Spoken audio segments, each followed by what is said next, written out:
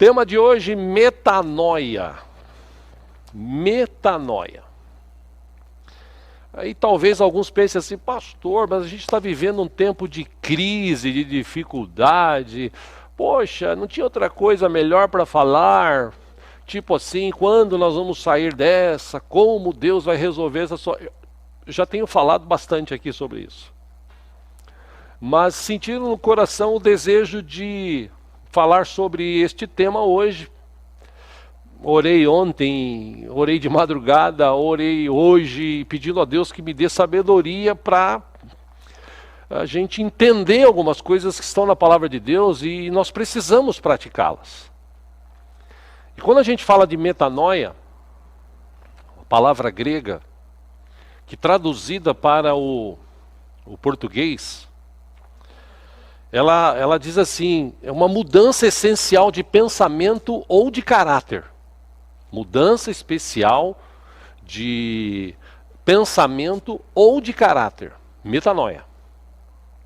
Segunda definição é transformação espiritual.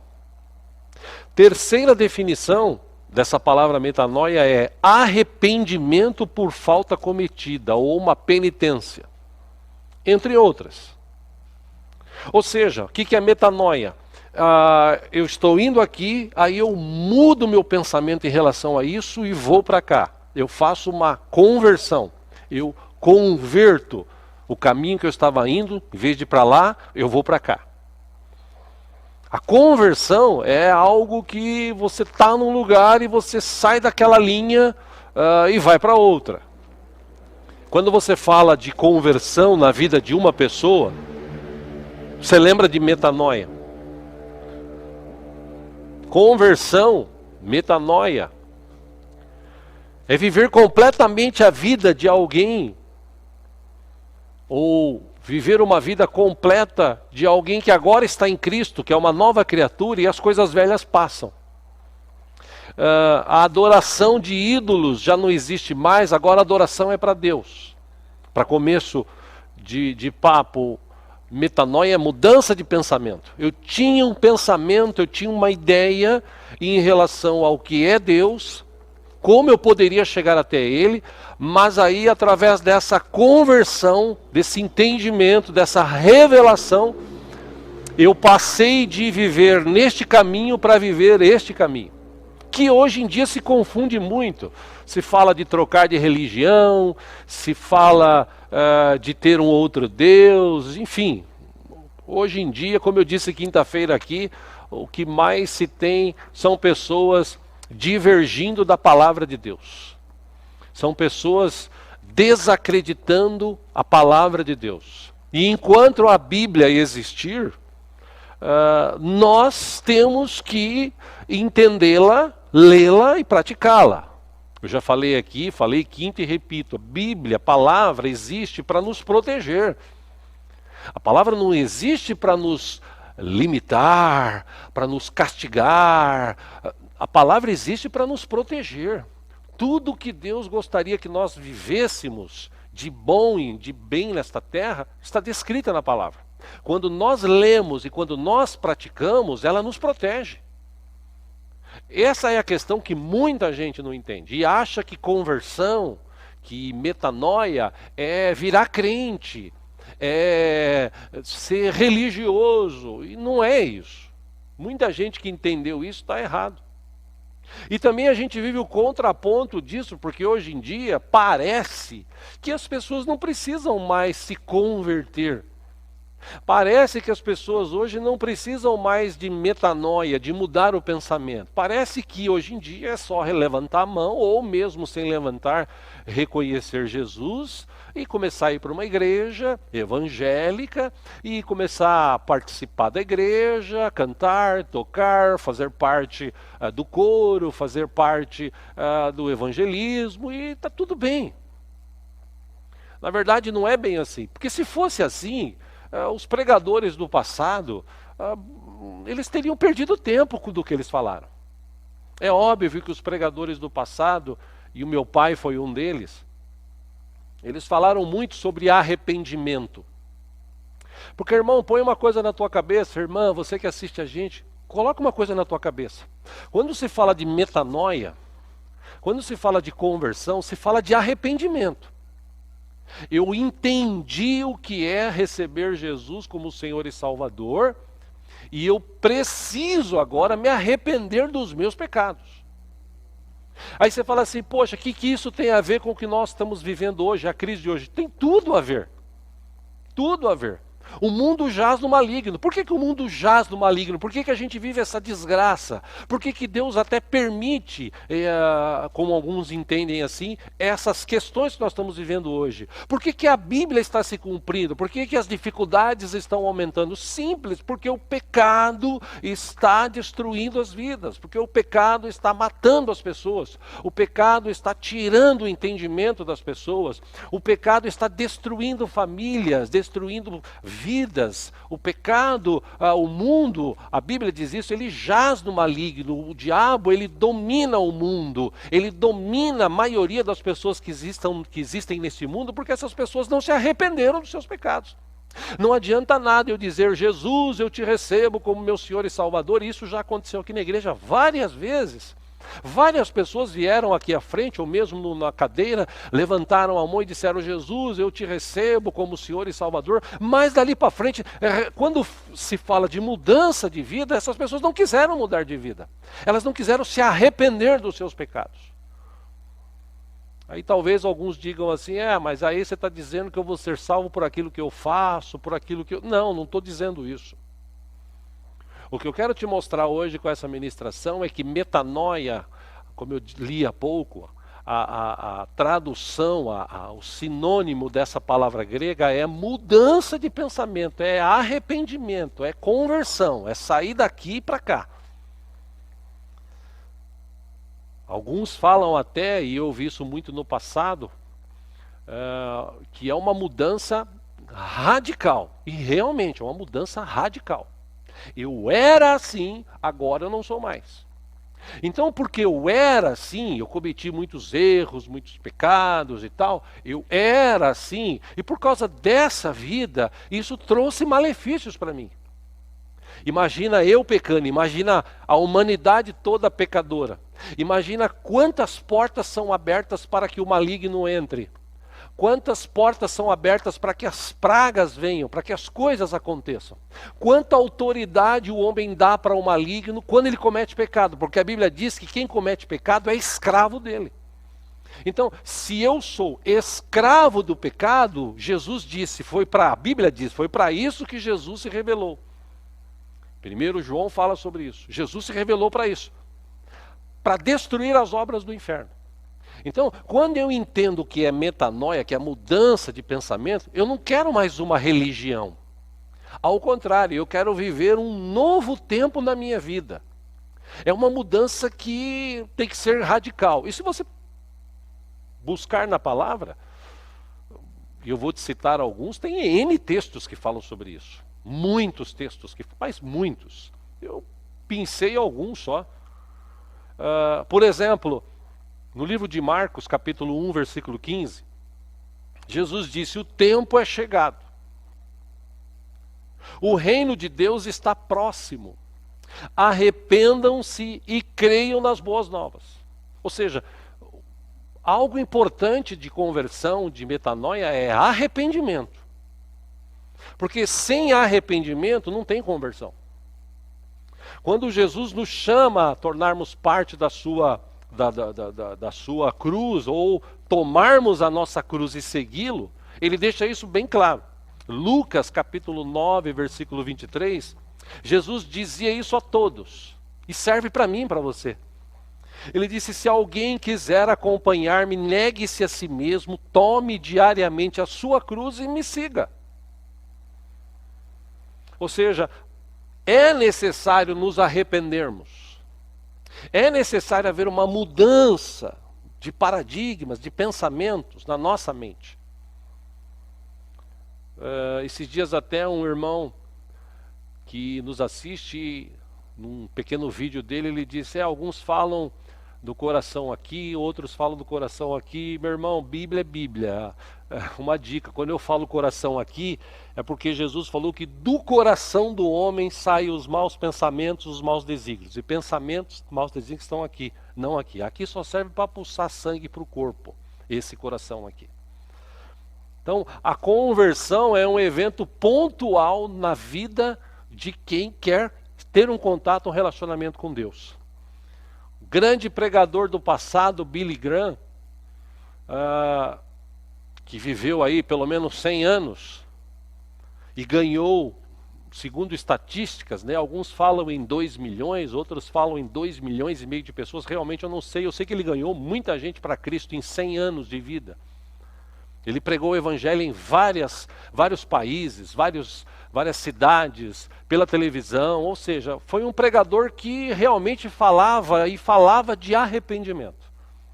E numa de suas frases, ele disse certa vez assim: Deus nunca mandará alguém para o inferno. Se o homem for para o inferno, ele faz isso por livre escolha. Antigamente se falava muito de inferno.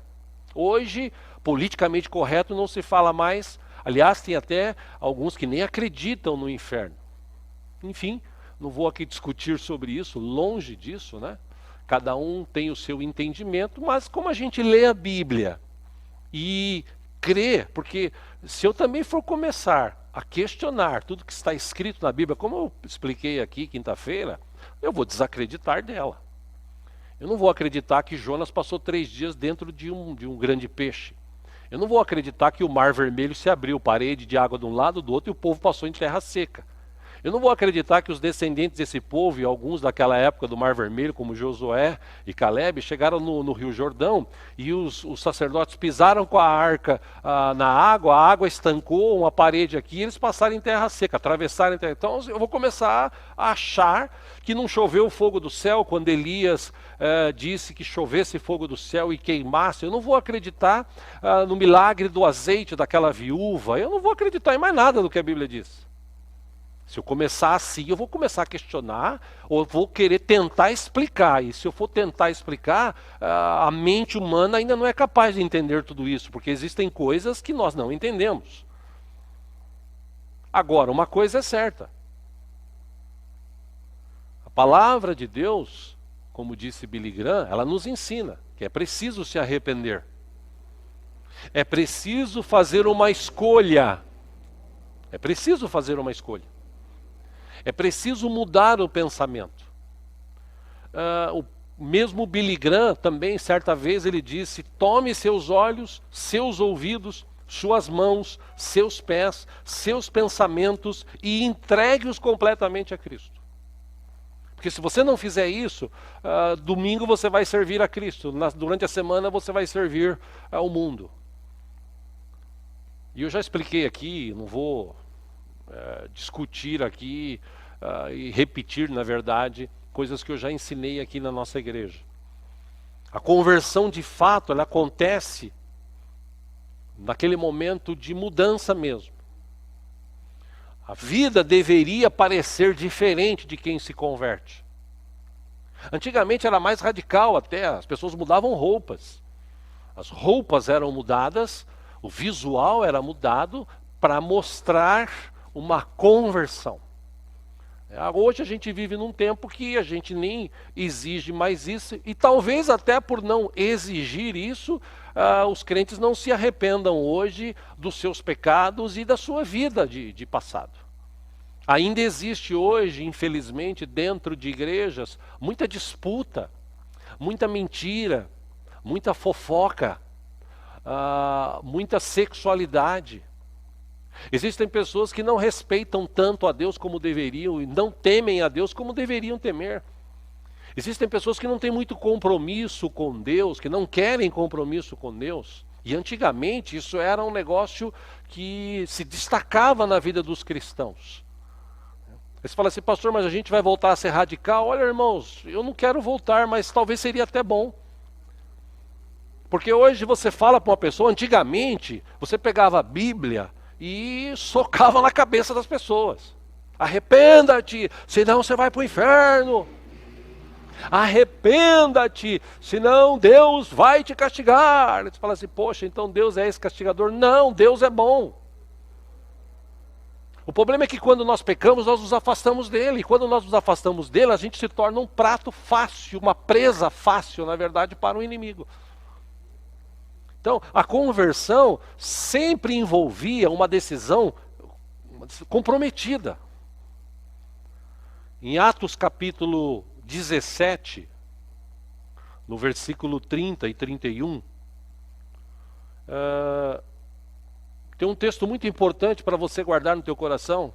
Diz assim, no passado Deus não levou em conta esta ignorância. Esse relato aqui, o apóstolo Paulo, ele estava, acho que em Atenas, se eu não me engano, e chegando lá nesse local, num local próximo, havia um areópago, um lugar que tinha vários altares e tinha um altar para o Deus desconhecido. Paulo pegou um gancho nesse altar de Deus desconhecido e começou a falar de Jesus, começou a pregar, começou a ensinar, começou a mostrar o evangelho. E aí ele fala para aquelas pessoas, ele diz assim, ó, no passado Deus não levou em conta essa ignorância que vocês têm vários deuses, que vocês adoram ídolos e tal. Deus não levou em conta isso, só que é o seguinte, agora ele ordena que todos em todo lugar se arrependam.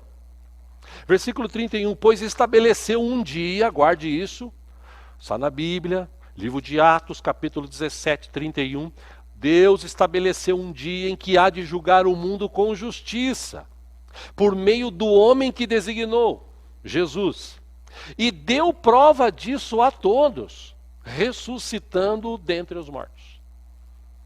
Então, Jesus morreu para nos libertar dos pecados, para nos deixar quites com Deus.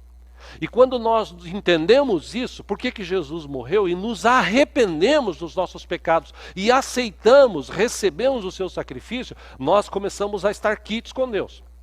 A questão é, houve mesmo arrependimento? Eu deixei a vida passada ou eu estou brincando? Hoje eu faço, peco, minto, engano, aí no domingo eu vou, peço perdão a Deus, tomo a ceia, aí durante a semana eu continuo mentindo, falando bobagem, aí no outro domingo eu volto, irmãos. Toma cuidado. Quando a gente vê por aí placas de conversão, quem é motorista sabe o que eu estou falando, conversão à direita, conversão à esquerda, é porque você está indo aqui e você vai sair daqui para cá. Você está indo aqui, você vai sair daqui para cá. Então você converte, você sai daquele lugar, você vai para um outro caminho. As Escrituras, a palavra de Deus, elas foram reveladas por Deus, para que homens escrevessem, para o nosso benefício. Como eu falei aqui quinta e repito hoje. Deus não deixou a Bíblia só para a gente passar olhos e tá bom, mas isso aqui não é para mim, isso aqui é para aquele irmão. Isso aqui não, isso aqui é para aquela irmã. E está cheio de gente assim nas igrejas, que não se arrependeram ainda. Aliás, uma das maiores pragas que existem dentro das igrejas é a tal da disputa por cargos, por querer ser melhor um que o outro e principalmente fofoca. Como tem crente fofoqueiro. Devia tomar cuidado e se arrepender, porque senão a tua língua você vai pagar por que você fala. Se você olhar para o passado e falar assim, poxa, mas no passado as pessoas não se arrependiam, existia só o povo de Deus e existia os outros povos. Existia o povo de Deus e os outros povos, mas o povo de Deus, eles viravam e mexiam, eles estavam se afastando do Senhor, eles cometiam pecados. Eles foram para determinadas cidades e tomaram os lugares e começaram a adorar os ídolos daquelas cidades. O inimigo é astuto. E como eu disse aqui, acho que domingo passado, Deus sempre levanta um profeta, um pregador, para trazer para o povo um ensinamento. Entre esses todos, tem um, livro de Ezequiel, capítulo 18. Eu pensei aqui alguns textos para a gente não ler todos, mas os textos mais relevantes, os versículos, desculpe, mais relevantes. Ezequiel 18, 23, por exemplo, na época, Deus falando através da boca deste profeta, ele disse, teria eu algum prazer na morte do ímpio? Palavra do soberano Senhor, pelo contrário, acaso não me agrada vê-lo desviar-se dos seus caminhos e viver? Deus quer que todos vivam bem. Versículo 27 de Ezequiel 18, Deus disse: mas se um ímpio se desviar de sua maldade e fizer o que é justo e direito, ele salvará a sua vida. Versículo 28 ele diz: por considerar todas as ofensas que cometeu e se desviar delas, ele com certeza viverá, não morrerá. E por último, o versículo 32 de Ezequiel 18, ele diz: pois não me agrada a morte de ninguém. Deus não se agrada de ver as pessoas morrendo e se perdendo na eternidade longe dele. Palavra do soberano Senhor. No final, Ezequiel, ele diz assim nesse texto do versículo 32, arrependam-se e vivam. Ele falava para o povo: vocês querem viver uma vida melhor? Arrependam-se. Você quer ter uma vida mais abençoada? Arrependa-se. Esse é o caminho para termos uma vida melhor.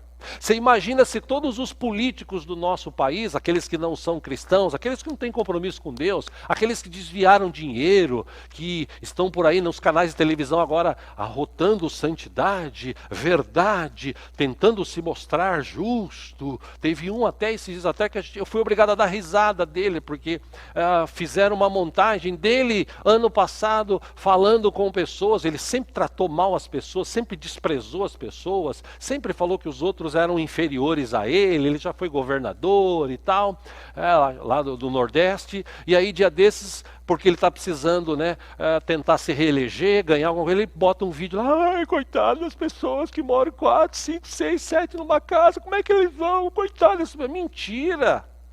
Agora imagina se esse homem realmente se arrependesse.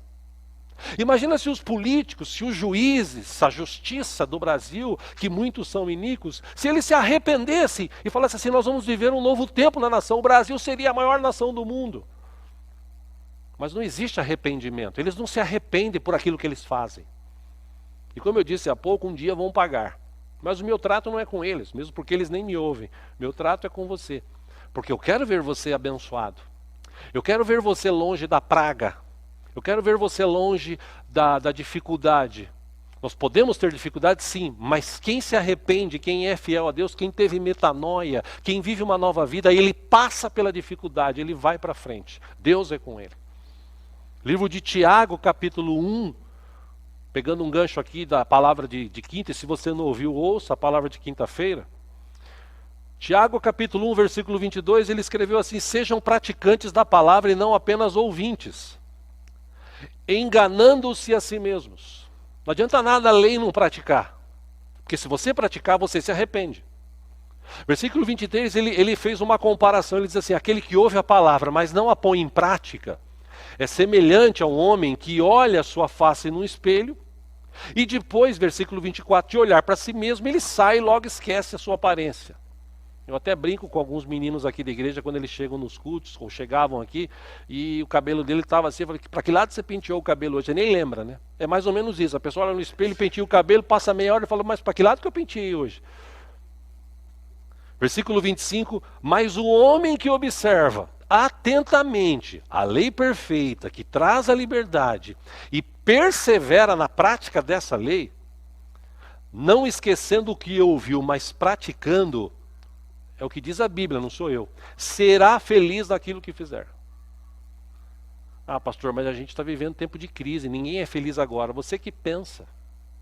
A felicidade não é algo, eu já falei aqui, felicidade é o que nós estamos vivendo hoje. Você pode ser feliz hoje.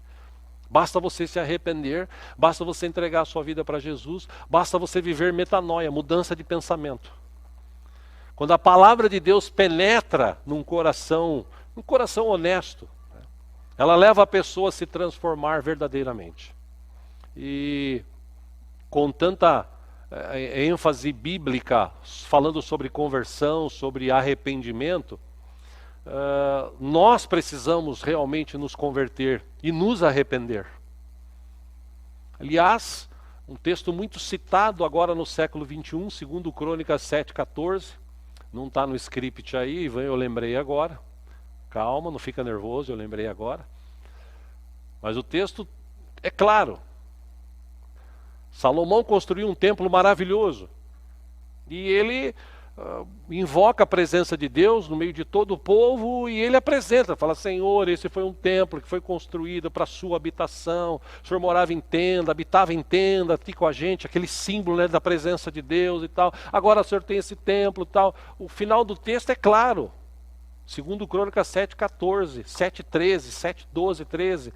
Deus fala assim: olha, eu olhei, gostei, é bacana, eu vou habitar aqui, mas tem uma condição: se o meu povo, que se chama pelo meu nome, primeira coisa, se humilhar, se arrepender, em algumas versões, orar, se converter dos seus maus caminhos e me buscar, eu virei e sararei a sua terra. Entende porque hoje muita gente não é abençoada? Simples, porque essas pessoas, elas não querem se arrepender, elas só querem a bênção de Deus. Aliás, igrejas hoje estão cheias de pessoas que querem só a bênção. Guarde no teu coração, uma palavra inteiramente ligada à conversão é arrependimento. Sem arrependimento não tem conversão. João Batista, ele chamou aquelas pessoas que buscavam o reino de Deus para produzirem frutos dignos de arrependimento. Mateus capítulo 3, versículo 8 e 9. Quando ele estava pregando e chegou lá alguns fariseus e tal, aquelas pessoas que queriam só observar, os religiosos da época. Quando viu que muitos fariseus e saduceus vinham para onde ele estava batizando, João Batista, ele disse: raça de víboras, quem lhes deu a ideia de fugir da ira do que se aproxima? Olha, eu dou uma dica: deem frutos que mostrem arrependimento. As pessoas que se arrependem por causa da mensagem das Escrituras, que decide abandonar o seu caminho egoísta, aquele caminho egocêntrico do passado, e passa a viver como um seguidor de Jesus, como um discípulo, essa pessoa, ela tem uma vida equilibrada. Por isso que eu tenho batido aqui nessa tecla: nós precisamos confiar em Deus, nós precisamos depender de Deus, mas para confiar em Deus, depender de Deus, você precisa ler Bíblia, você precisa orar, você precisa se aproximar, você precisa se relacionar, você precisa conhecer. Senão você nunca vai sair dessa, você vai ficar sempre em dúvida. Eu falei aqui quinta-feira, tem muita gente hoje com medo. Tem gente que está com medo. Eu estou com medo, como será o futuro, como será o amanhã, como será o meu trabalho, como será essa crise, e se eu pegar o vírus, e se alguém, e medo, irmãos, medo é uma forma de dizer para Deus que a gente não confia. Existem certos tipos de medo que nos protegem, mas não esse tipo de medo que nos limita. O apóstolo Paulo, tratando dessa transformação, como uma nova vida, ele próprio, eu vou falar um pouquinho sobre a vida dele aqui rapidamente, mas ele escreveu ao livro de Gálatas, ou a igreja da Galácia, Gálatas capítulo 2, versículo 19, ele escreveu assim: estou crucificado com Cristo, logo, já não sou eu quem vive, mas Cristo vive em mim. E esse viver que agora tenho na carne, eu vivo pela fé no Filho de Deus, que me amou e a si mesmo se entregou por mim. Paulo escreveu isso, mas para ele escrever isso, ele teve que ter uma experiência profunda com Deus. Se você tem Bíblia aí na sua casa e quiser ler comigo, quero ler com você um texto. Provavelmente os irmãos vão providenciar o texto aí para você também. Mas é bom pegar a Bíblia, dar tirar o pó dela, ler um pouco, tá? Vamos lá, Atos capítulo 9. No capítulo 8, Paulo já tinha assistido à morte de Estevão. Ele foi um dos que permitiu o apedrejamento. Ele tinha cartas para correr atrás dos cristãos, ele tinha uma religião, e a religião dele o deixou tão cego que ele perseguia os cristãos, até que, Atos capítulo 9, versículo 1, Veja que interessante a expressão da NVI, a Nova Tradução Internacional. Enquanto isso, Saulo ainda respirava aquele desejo, ameaças de morte contra os discípulos do Senhor. Dirigindo-se ao sumo sacerdote, versículo 2, ele pediu-lhe cartas para as sinagogas de Damasco, de maneira que, caso encontrasse ali homens ou mulheres que pertencessem ao caminho com C maiúsculo, falando de Jesus, pudesse levá-los presos para Jerusalém. Versículo 3, em sua viagem, quando se aproximava de Damasco, de repente, brilhou ao seu redor uma luz vinda do céu. Versículo 4, ele caiu por terra e ouviu uma voz que lhe dizia: Saulo, Saulo, por que você me persegue? Versículo 5, Saulo perguntou: quem és tu, Senhor? E ele respondeu: eu sou Jesus, a quem você persegue. Versículo 6, levante-se, entre na cidade. Alguém lhe dirá o que você deve fazer. Versículo 7, os homens que viajavam com Saulo pararam emudecidos. Ouviam a voz, mas não viam ninguém. Versículo 8, Saulo levantou-se do chão e, abrindo os olhos, não conseguia ver nada. E os homens o levaram pela mão até Damasco. Versículo 9, por 3 dias ele esteve cego, não comeu nem bebeu. Versículo 10, em Damasco havia um discípulo chamado Ananias. O Senhor o chamou numa visão: Ananias? Ele respondeu: eis-me aqui, Senhor. Versículo 11, o Senhor lhe disse: vá à casa de Judas, na rua chamada Direita, e pergunte por um homem de Tarso chamado Saulo, ele está orando. Versículo 12, numa visão viu um homem chamado Ananias chegar e impor-lhe as mãos para que voltasse a ver. Versículo 13, respondeu Ananias: Senhor, tenho ouvido muita coisa a respeito deste homem e de todo o mal que ele tem feito aos teus santos em Jerusalém.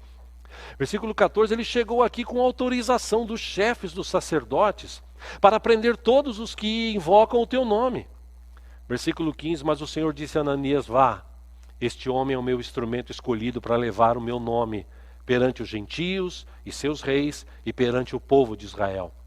Versículo 16, Deus falou: mostrarei a ele o quanto deve sofrer pelo meu nome. 17, então Ananias foi, entrou na casa, pôs as mãos sobre Saulo e disse: irmão Saulo, o Senhor Jesus, que lhe apareceu no caminho por onde você vinha, enviou-me para que você volte a ver e seja cheio do Espírito Santo. Versículo 18, imediatamente algo como escamas caiu dos olhos de Saulo e ele passou a ver novamente. Levantando-se, foi batizado, 19 últimos dos que quero ler, e depois de comer, recuperou as forças. Você vai continuar lendo aí, capítulo 10, 11, 12, vai ver vários relatos de Paulo. Paulo mudou da água para o vinho. Se tem alguém que viveu metanoia, foi Paulo. A mente dele mudou. De perseguidor, ele se tornou um perseguido por causa de quem ele perseguia. De alguém que tinha uma religião cega, ele passou a viver um estilo de vida. E nesse estilo de vida dele, ele não se importava mais com dinheiro, com posição, com ser reconhecido, nem com o que comer. Se você vai ler a Bíblia, os outros textos que ele mesmo escreveu, os outros livros, as outras cartas, em algumas vezes ele disse: eu já aprendi a comer, a linguagem de hoje, arroz com ovo, arroz com bife, arroz com feijão, eu tudo posso naquele que me fortalece, para mim tá bom. Em Romanos capítulo 12, um texto que eu gosto muito, versículo 1 e 2, ele disse assim: portanto, irmãos, vocês irmãos de Roma, depois que ele já estava lá evangelizando e falando e tal, já era um apóstolo, ele já havia escrito várias cartas, ele sempre era consultado, ele abriu várias igrejas, né? Ele viajou muito, ele passava alguns meses, às vezes 1, 2 anos num local, abria igreja, deixava alguém ali dirigindo, ia para outro lugar. Em Roma ele fez isso, capítulo 12, versículo 1, ele escreveu: portanto, irmãos, rogo-lhes pelas misericórdias de Deus, que se ofereçam em sacrifício vivo, santo e agradável a Deus. Este é o culto racional de vocês. Versículo 2: não se amoldem, não tem o molde do mundo. Não se amoldem ao padrão deste mundo. Ao contrário, transformem-se pela renovação da sua mente. E se você transformar a sua mente, metanoia, sair daqui e viver ali, converter, ele diz assim: vocês serão capazes de experimentar e comprovar a boa, agradável e perfeita vontade de Deus. Para a igreja de Éfeso, ele aconselhou o seguinte, estou correndo aqui para a gente ganhar tempo. Capítulo 5, versículo 1, ele escreveu assim: portanto, sejam imitadores de Deus, como filhos amados. Versículo 2, e vivam em amor, como também Cristo nos amou e se entregou por nós como oferta e sacrifício de aroma agradável a Deus. Versículo 3, ele escreveu: entre vocês não deve haver nem sequer menção de imoralidade sexual, como também nenhuma espécie de impureza e de cobiça. E ele explica por quê? Porque essas coisas não são próprias para os santos, para os que se arrependeram, para os que estão em Cristo. Versículo 4, não haja obscenidade, nem conversas tolas, nem gracejos imorais, que são inconvenientes, mas ao invés disso, ações de graças. Por quê? Versículo 5, porque vocês podem estar certos disto: nenhum imoral, ou impuro, ou ganancioso, que é idólatra, tem herança no reino de Cristo e de Deus. Versículo 6, toma cuidado, ele diz: ninguém os engane com palavras tolas, pois é por causa dessas coisas que a ira de Deus vem sobre os que vivem na desobediência. Versículo 7, portanto, não participem com eles dessas coisas. Por que Paulo fala isso? Ele explica, versículo 8, porque outrora vocês eram trevas. Outrora a sua vida era cega, você fazia um monte de besteira, você falava um monte de besteira, você vivia mentindo, você vivia roubando, você vivia na imoralidade sexual, você vivia uma vida terrível, de pecados, longe de Deus. Então, outrora vocês eram trevas, mas agora são luz no Senhor. Então ele diz: vivam como filhos da luz, pois o fruto da luz, e luz aqui com L maiúsculo, de Jesus, os frutos que Jesus traz para nós, consiste em toda bondade, justiça e verdade. Versículo 10, ele escreveu assim: e aprendam a discernir o que é agradável ao Senhor. Não é esse negócio seu ego, eu quero. Não, eu quero fazer agora o que agrada ao Senhor. Não participem das obras infrutíferas das trevas. Antes, exponham-nas à luz. Porque aquilo que eles fazem em oculto, até mencionar é vergonhoso. Versículo 13, mas tudo o que é exposto pela luz torna-se visível, pois a luz torna visíveis todas as coisas. Por isso, 14 e último, é que foi dito: desperta, ó tu que dormes, levanta-te dentre os mortos e Cristo resplandecerá sobre si. Talvez você pergunte assim: pastor, o que isso tem a ver com hoje? Com a crise, com o corona? Eu te pergunto, e nós? Somos mesmo convertidos? Nós fomos convencidos ou fomos convertidos? Porque existe uma diferença muito grande, né? Aliás, já disse alguém que eis aí um grande problema: convencer o convencido de que ele não é convertido. Porque tem muita gente convencida: não, eu sou crente, eu nasci de novo. Ué, Jesus disse, João Batista disse, então mostra as obras de arrependimento, frutos, na verdade, de arrependimentos. Você se arrependeu? Mostra os seus frutos. Como é que é a tua vida hoje? Como é que é a minha vida hoje? As pessoas conseguem enxergar Jesus na gente? Do jeito que nós andamos, e não só na igreja, porque existem algumas igrejas que no momento do culto, homem de um lado, mulher do outro, mulheres usam véu, saia, vestidos, homens terno, gravata, ali eles vão adorar a Deus. Legal, ali é bacana, ali parece todo mundo santo. Mas e fora dali, que é o mais importante, lá fora, no relacionamento diário que a gente tem com as pessoas, no trânsito, no mercado, no metrô, no ônibus, na rua, com os vizinhos, com os parentes, como é que a gente se trata? Como é que a gente vive? Eles conseguem enxergar em nós alguma coisa? Talvez alguns digam assim, esse cara é tonto, né? Crente é tonto, você vê, ele não discute, não fala nada. Não, é que às vezes não vale a pena, na maioria das vezes não vale a pena discutir. Principalmente por 3 coisas: futebol, religião e política. Quando você parte para discutir essas coisas, sempre dá briga. Porque todo mundo acha que tem razão, é convencido que tem razão. Convencer o convencido de que ele não é convertido, eis a questão. E tem muita gente hoje que está dentro da igreja e é convencido.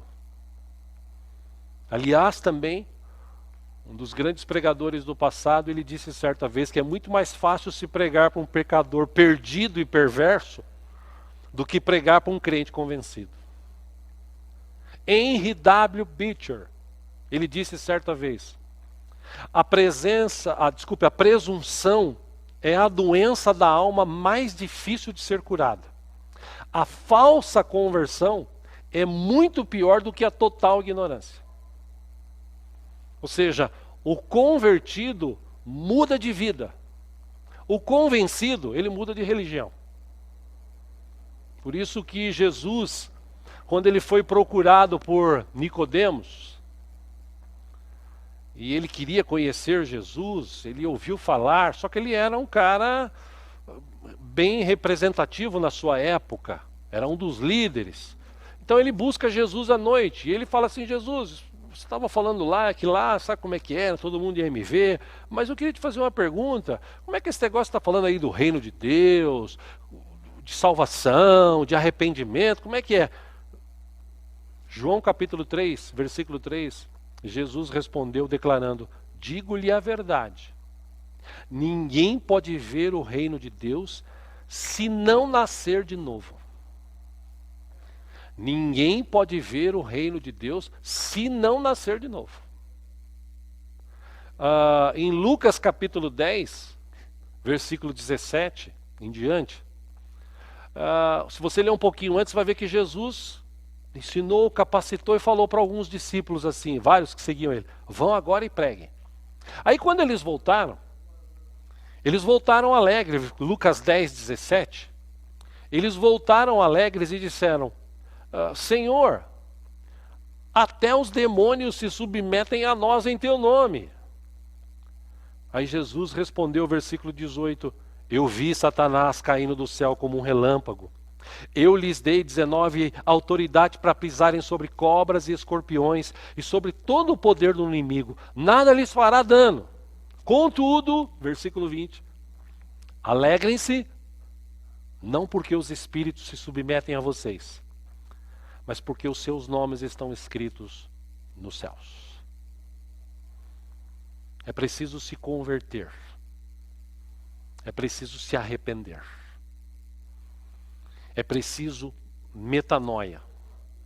Aí você fala assim: pastor, mas eu vou na igreja, legal. Tem muita gente que vai na igreja. Aliás, minha mãe, quando viva, dizia que no inferno, ela usava essa expressão, né? No inferno está cheio de gente de boas intenções. Aí você fala assim: e aí, pastor, o que isso tem a ver com hoje? Bom, eu quero encerrar aqui te dando umas dicas para hoje. Primeiro, nós estamos vivos hoje. Eu não sei amanhã. Teve pessoas que estavam vivas, elas tinham uma enfermidade, essa enfermidade estava sendo controlada, estava sendo tratada, mas aí de repente veio esse vírus que ele debilita muito mais o organismo de quem já tem uma enfermidade ou já tem o organismo debilitado. E pessoas morreram, inclusive cristãos morreram. Aí você fala assim, mas eu estou bem, a minha saúde está bem, eu tenho dinheiro guardado, eu estou trabalhando, eu tenho minha casa, meu carro, tenho minha família. Legal, isso é bom. Glória a Deus por isso. A questão que eu quero te perguntar é: e se você ou eu morrermos hoje ou amanhã? Como é que vai ser a nossa vida pós-morte? Porque no mundo em que vivemos, nós estamos sujeitos a morrer a qualquer momento. Já existe metanoia em nós? A gente... Ou você, aqueles que falam assim, não, eu vou na igreja, cada vez que eu vou, eu me arrependo.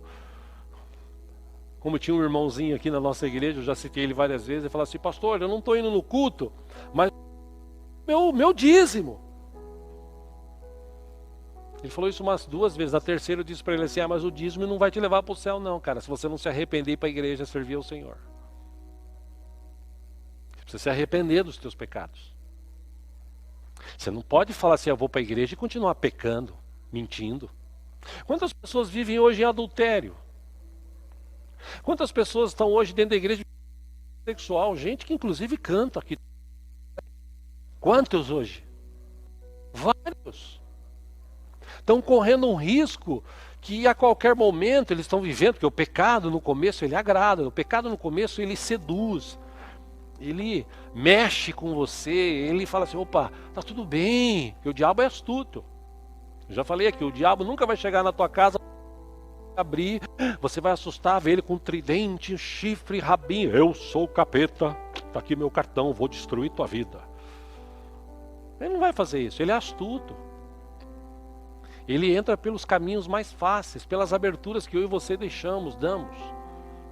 E ele vai seduzindo. Ele vai seduzindo. Aí ele vai começando a pôr em xeque a palavra. Não, aquele pastor lá falou que você pode pecar, mas você pode continuar no pecado. Deus é misericordioso. Deus sabe o que você está passando, por isso que você pode pecar. Sabe que você faz negócio, por isso que você pode mentir para fazer esse negócio. Cuidado.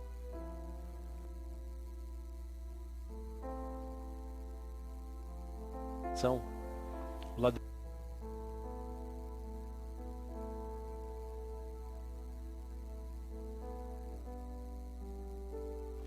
e vida com abundância. Ele disse, repito aqui porque parece que picotou o som. Jesus fez uma comparação e disse, o diabo veio, ou o ladrão veio para roubar, matar e destruir. Eu vim para que você tenha vida e vida com abundância. Você quer ter uma vida abundante? Você quer ter uma vida saudável? Você quer ter uma vida melhor? Arrependa-se. Não, pastor, mas eu tenho a minha religião. Eu tenho as minhas imagens, os meus ídolos. Não, eu não tenho imagem e ídolos, mas eu tenho a minha religião. Irmão, sai dessa. É que o senhor não sabe, ou você não sabe, pastor, que a minha vida, eu vivo com uma outra mulher. Eu sou mulher e sou casado com uma mulher. Então não dá para abrir mão disso. Não, eu sou homem, mas eu estou vivendo com outro homem. Não dá para abrir mão disso. Eu trabalho numa empresa que eu tenho que mentir todo dia. Se não dá para abrir mão disso, porque eu preciso trabalhar. Cuidado. Cuidado. O que Deus falou para Caim, eu trago para você nessa manhã, está lá no livro de Gênesis. Deus disse assim, cuidado, Caim. Antes dele matar o seu irmão com raiva no coração, Deus fala, cuidado. O pecado bate na tua porta e cabe a você dominá-lo. Jesus na cruz pagou um preço caro para nos libertar. Ele nos resgatou das trevas e colocou-nos no seu lugar maravilhoso, ou no seu reino de luz. Então ele pagou um preço caro com a sua própria vida para me libertar e libertar você. Ele nos deu a autoridade, inclusive, de vencer o maligno. E a gente só consegue vencer o pecado, o maligno, quando nós temos metanoia, quando a gente muda. quando isso atinge a nossa vida e as coisas velhas passam e tudo se faz novo. Amém? Palavra de Deus no livro de 1 Coríntios capítulo 15, versículo 52. Já estou encerrando. No momento, diz o texto, que no abrir e fechar de olhos, ao som da última trombeta, porque a trombeta soará e os mortos serão ressuscitados incorruptíveis e nós seremos transformados. Paulo está falando à igreja de Corinto. Jesus vai voltar para buscar a sua igreja.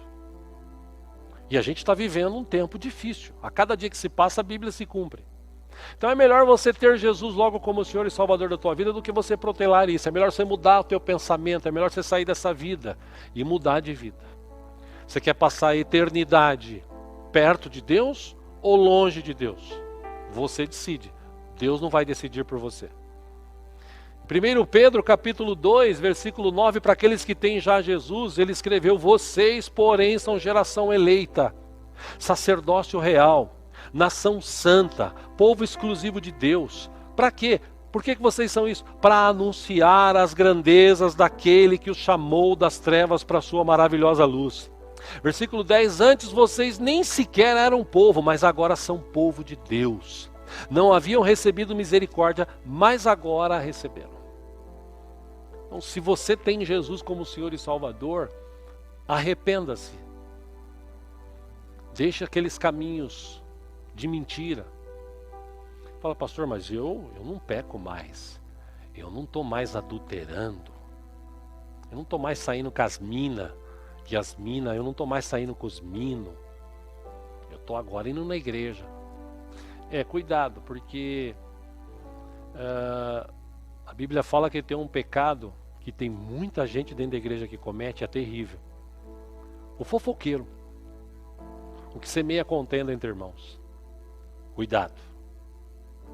Eu desejo ler um texto interessante aqui para encerrar e orarmos. Esse texto foi escrito alguns anos atrás por George Carlin. Ele escreveu assim: nós bebemos demais, gastamos sem critério. Dirigimos rápidos demais, ficamos acordados até muito mais tarde, acordamos muito cansados, lemos muito pouco, assistimos TV demais e raramente estamos com Deus. Ele diz assim, ele escreveu assim: multiplicamos nossos bens, mas reduzimos os nossos valores. Nós falamos demais, amamos raramente e odiamos frequentemente. Aprendemos a sobreviver, mas não a viver. Adicionamos anos à nossa vida e não vida aos nossos anos. Nós fomos e voltamos à lua, mas temos dificuldades em cruzar a rua e encontrar o nosso vizinho. Nós fizemos muitas coisas maiores, mas pouquíssimas melhores. Limpamos o ar, mas poluímos a alma. Dominamos o átomo, mas não dominamos o nosso preconceito. Escrevemos mais, mas aprendemos menos.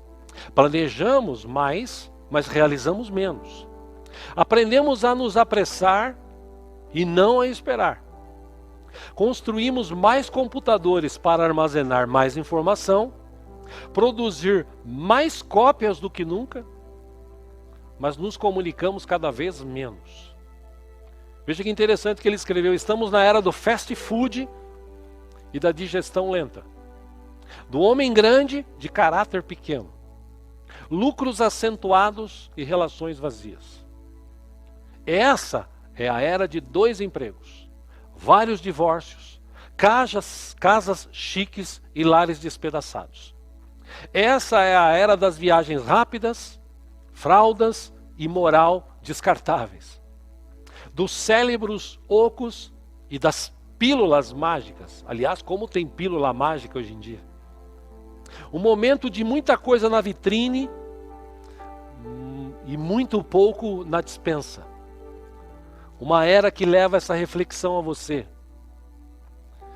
Uma era que te permite dividir esse reflexo até com outras pessoas. E é por isso que eu estou dividindo com vocês. Lembre-se de passar o tempo com as pessoas que você ama, pois elas não estarão aqui para sempre. Lembre-se de dar um abraço carinhoso em seus pais, seus amigos. E agora a gente está até difícil de fazer isso, porque todo mundo está com medo e politicamente correto, você não pode pegar na mão, abraçar. Ainda mais a gente aqui na igreja que gosta tanto de abraçar, de beijar e tal. Lembre-se de dizer eu te amo às pessoas que você ama. Ou seja, valorize mais família, pessoas que estão ao teu lado, do que as coisas. Essa vida não dura para sempre. Por isso que eu falo hoje para você, você precisa se converter, tomar uma decisão. Repito aqui para encerrar, pastor, o que isso tem a ver com o que nós estamos passando, com a crise, com o confinamento? Metanoia. Aproveite esse tempo de crise, de pandemia. Quando voltar, metanoia. Volte diferente. Mudança essencial de pensamento, mudança de caráter, transformação espiritual, arrependimento por falta cometida. Quem sabe quando a gente voltar para os cultos aqui presencial, o povo volte assim. Uau! Até brincaram já, né? Abrindo porteira, saindo um monte de uma boiada. Olha os crentes voltando para a igreja. Abrindo galinheiro, saindo um monte de galo, galinha. Olha os crentes voltando para a igreja. Outros rolando. Os crentes voltando. Tomara que seja assim. Tomara que quando a gente voltar a ter cultos presenciais, a gente volte com uma outra mentalidade. Com outro desejo de servir a Deus, de adorar, de estar junto com os irmãos. E eu tenho orado por isso. Eu confesso que às vezes fico até frustrado. Porque na hora do culto, da transmissão do culto, eu vi isso quinta-feira. Na hora da transmissão do culto, ali assistindo, 30, 40. No YouTube, no Facebook, é 15.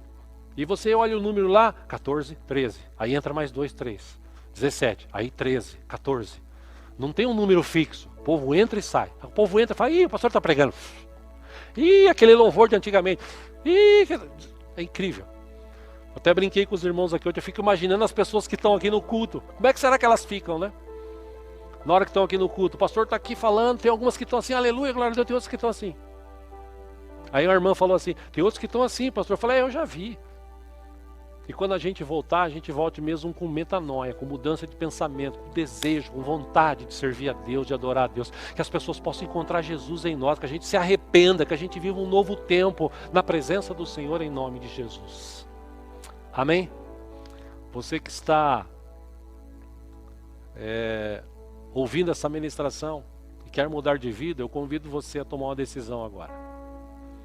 Como eu disse, quinta é a decisão mais importante que você tem a tomar ou que você pode tomar na sua vida. Tem um texto que eu gostaria de encerrar citando a ele. Livro de Mateus capítulo 11, palavras de Jesus para encerrar essa ministração. Versículo 28 de Mateus 11, Jesus disse assim, venham a mim todos os que estão cansados e sobrecarregados, e eu lhes darei descanso. Tomem sobre vocês o meu jugo e aprendam de mim, pois sou manso e humilde de coração, e vocês encontrarão descanso para suas almas. Por quê? Jesus explica, versículo 30, pois o meu jugo é suave e o meu fardo é leve. Você está cansado dessa vida? Você está cansado de ser crente meia boca? Você está cansado de viver tentando enganar os outros, mas a Deus ninguém engana? Muda de vida. Arrependa-se. Metanoia. Converta-se. Tome uma decisão hoje. Quando a gente voltar, volte no gás. Com desejo, com vontade de adorar a Deus, de ser grato por tudo que Ele tem feito por nós. E você vê que essa crise vai passar e nós vamos continuar vivendo aqui debaixo da bênção do Senhor. Amém? Feche os teus olhos, quero orar com você.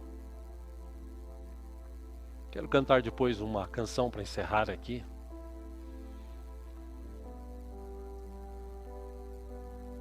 Pai Celestial, em nome de Jesus, sabemos que o Senhor nos ouve nesta manhã de domingo e também na parte da tarde, começo da noite, para aqueles que vão ouvir-te. Para aqueles que vão ter, ó Deus, condições de despertar Para aqueles que porventura agora, Senhor, se convertem, estão se convertendo. Ah, Deus, em nome de Jesus, alcança-nos, ó Pai, com a Tua misericórdia. Alcança-nos com o Teu poder. Este homem, esta mulher jovem, que, ó Deus, talvez esteja cansado, está decepcionado, está triste, com religião, com a vida. As pessoas, ó Deus, o número de suicídios tem aumentado porque as pessoas estão tirando a vida porque não vem razão para viver. E nós mais uma vez oramos repreendendo, ó Deus, esse espírito que quer trazer suicídio, morte. Que este homem, que esta mulher, que este jovem, que esta jovem tenha coragem agora de abrir mão dessa vida de pecado para viver uma vida, ó Deus, de arrependimento, de metanoia diante do Senhor. E se ela tomar essa decisão, eu sei, ó Deus, que lá no futuro ele vai ver que tomou a melhor decisão de sua vida. Quando todos estivermos reunidos diante do Senhor, essa pessoa vai agradecer-te, porque o Senhor falou ao coração através da Tua palavra nesta manhã e também à noite. Alcança-nos, Senhor, com a Tua misericórdia. Purifica-nos, ó Deus. Purifica-nos. Derrama a Tua unção, Espírito Santo, sobre todos nós. Permita-nos, ó Deus, voltar ao primeiro amor, a viver, ó Deus, aqueles momentos que vivíamos. Que a gente possa ter mais temor, que nós possamos ter mais cuidado com o que nós falamos, o que nós fazemos, com as roupas que nós vestimos, inclusive quando estamos na Tua presença. Ó Deus, que cesse no meio da igreja, eu não sei se é possível, se é um sonho de Ícaro isso, mas a minha oração é que cesse no meio da igreja a fofoca, o diz que me diz, a disputa, que haja, ó Deus, humildade, que haja amor, que haja reconhecimento de que o outro é abençoado por Ti, que a gente possa crescer na Tua presença. Perdoa, Senhor, os nossos pecados, as nossas falhas. Perdoa, às vezes, até por nossa arrogância, por acharmos que temos uma ou outra coisa, somos melhores do que os outros e nós não somos. O Senhor é que nos permitiu ter uma ou outra coisa. Tudo é Teu, tudo pertence a Ti. Muito obrigado, ó Deus. Que o Senhor possa, Espírito Santo, tratar, falar aos corações que estão nos assistindo agora, que permaneceram firmes assistindo até agora. Que o Senhor possa trazer um novo tempo. Eu oro a Deus para que o Senhor nos livre deste mal. Que esse vírus, ó Deus, seja aniquilado o mais rápido possível, em nome de Jesus Cristo, Teu Filho amado. Que a gente possa, mais rápido possível, também voltar a nos reunirmos aqui como igreja, ou parte da igreja do Senhor nesta terra, com cultos presenciais. Alcança, Deus, os mais velhos. Livra-os também deste mal. Alcança todos os irmãos, Pai, aqueles que porventura têm alguma enfermidade, que este vírus não venha, ó Deus, a piorar essa enfermidade, ao contrário, que o Senhor possa curar não só os que estão, ó Deus, infectados com o vírus, que o Senhor possa curar a todos, Pai. Tu és o mesmo ontem, hoje e sempre, ó Deus. Livra do câncer, livra, Senhor, do problema no coração, livra, Senhor, da diabetes, livra, Senhor, de caroços, de dores, ó Deus, nas articulações, ó Deus, em nome de Jesus. Livra dos problemas respiratórios, Senhor. Cura-nos, tem misericórdia de nós, tem misericórdia desta nação, Pai, tem misericórdia deste país, o Brasil é Teu, Jesus, tem misericórdia de nós, livra-nos deste mal, destes políticos arcaicos, corruptos, Senhor, livra-nos, dá-nos um novo tempo nesta nação, em nome de Jesus, nós oramos, nós Te agradecemos, amém. Somos abençoados. Que temos aí